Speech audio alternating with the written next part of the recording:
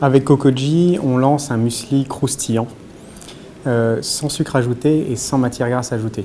L'idée nous est venue au départ parce qu'on faisait attention aux produits qu'on achetait et on a voulu faire nous-mêmes.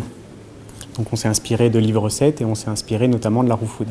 Donc de fil en aiguille, on en est venu à développer ces recettes-là qui plaisaient beaucoup à nos proches. Et on a regardé, mais pourquoi il n'y en a pas sur le marché, alors qu'il y en a déjà beaucoup aux États-Unis, il y en a beaucoup dans d'autres pays anglo-saxons, en Angleterre, en Australie, mais pas du tout en France.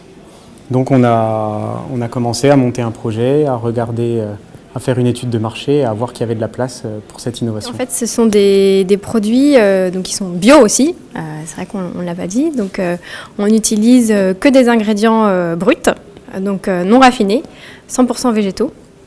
Et on les transforme à basse température afin de préserver au maximum les vitamines, les minéraux, les enzymes de ces ingrédients.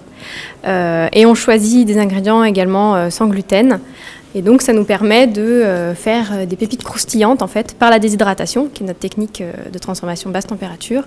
On peut faire des pépites croustillantes sans ajouter de sucre ni de matière grasse. Non, on veut fabriquer nous-mêmes.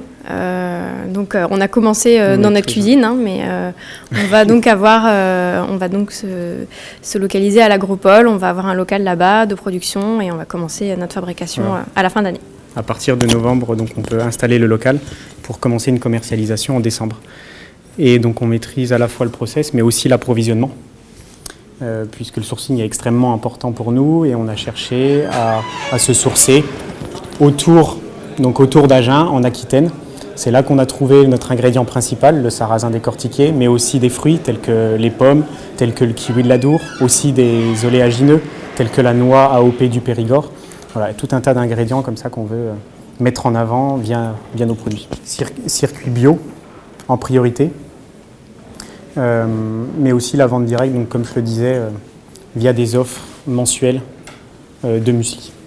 C'est en travaillant justement en direct avec nos producteurs, en travaillant avec des ventes anticipées, donc on peut commander jusqu'au 20 pour être livré la première semaine du mois, qu'on peut faire ces recettes de saison avec un fruit de saison sans gaspiller le stock et en limitant aussi le transport. La campagne de financement participatif va commencer en octobre sur la plateforme Ulule, où on pourra commander dès aujourd'hui nos produits.